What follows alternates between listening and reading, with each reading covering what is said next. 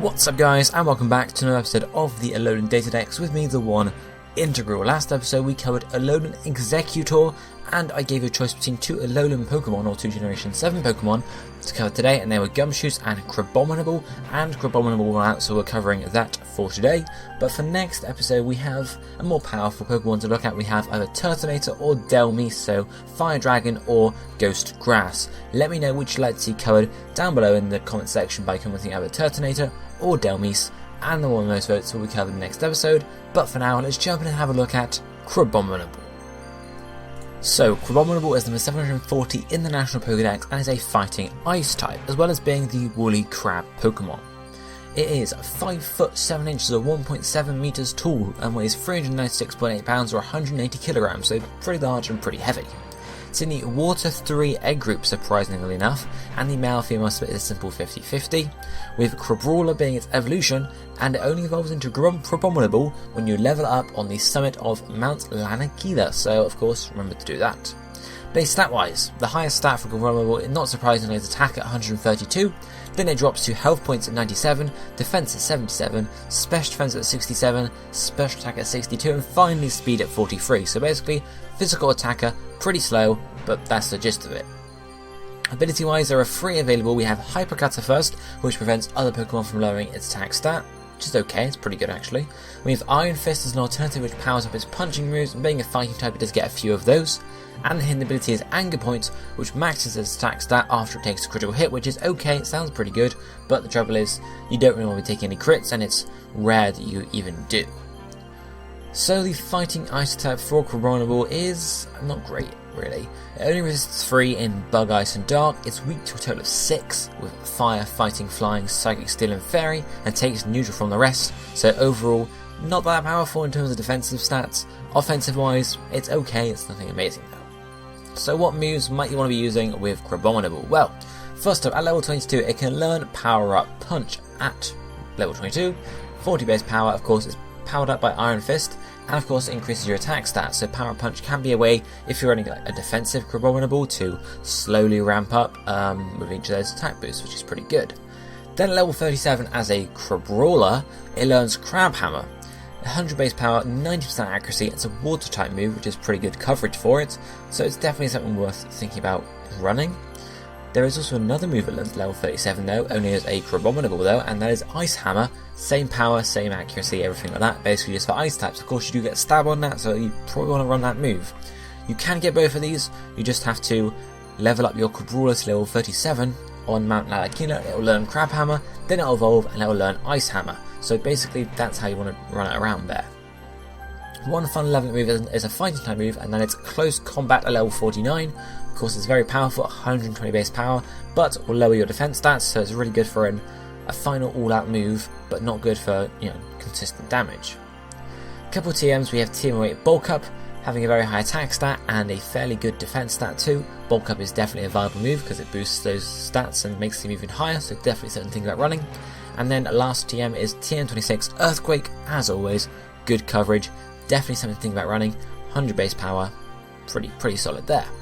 One egg move, however, is Super Power at 120 base power, so same as Close Combat, similar however in that it reduces your defense and attack stats rather than both your defense stats, so whether one is better than the other, it's up to you. You either lose both your defenses or both your physical stats, so really it's up to you in that case, but both are viable moves. So set wise, we're going to be looking at 2 sets here. The first one is focused on basically a bit of power, but also a bit of sort of, I guess you could say, a Trick Room set, whereas the second one is more defensive. So, move wise we have Ice Hammer, Close Combat, Power Up Punch or Crab Hammer, and then Earthquake. Ability is Hyper Cutter, nature is a Brave nature, hard item is a Life Orb, and the EVs we have maximum health points and attack, and the last few in special defense.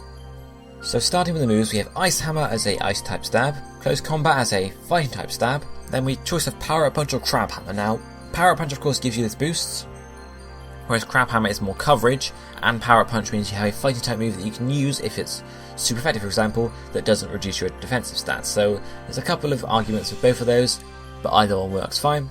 And the last move is Earthquake for coverage, really against fire types and stuff like that.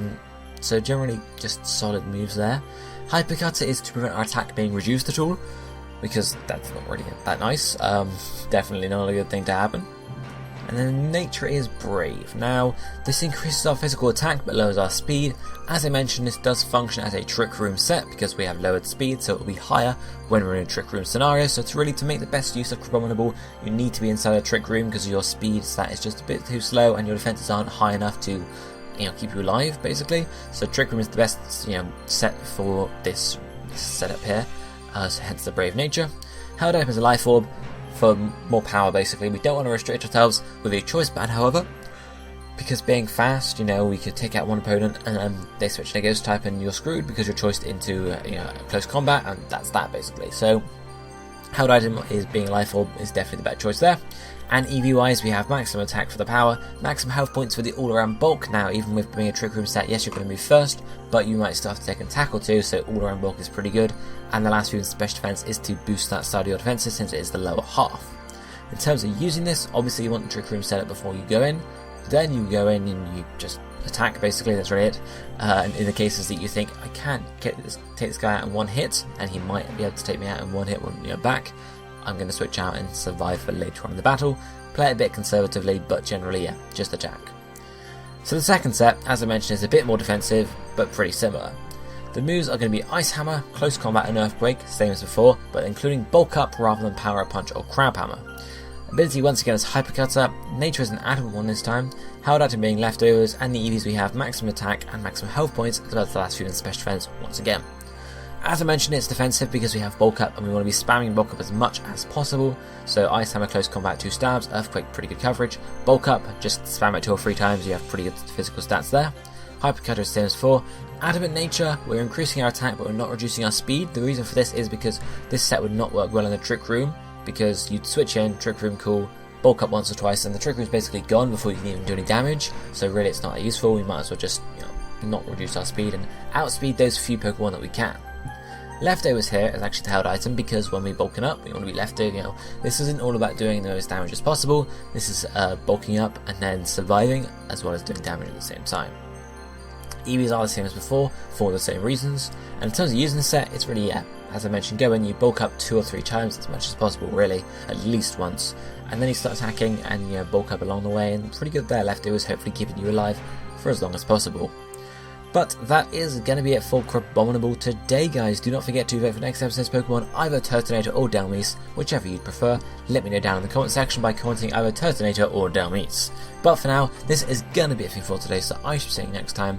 Thank you for watching. Goodbye, my friends.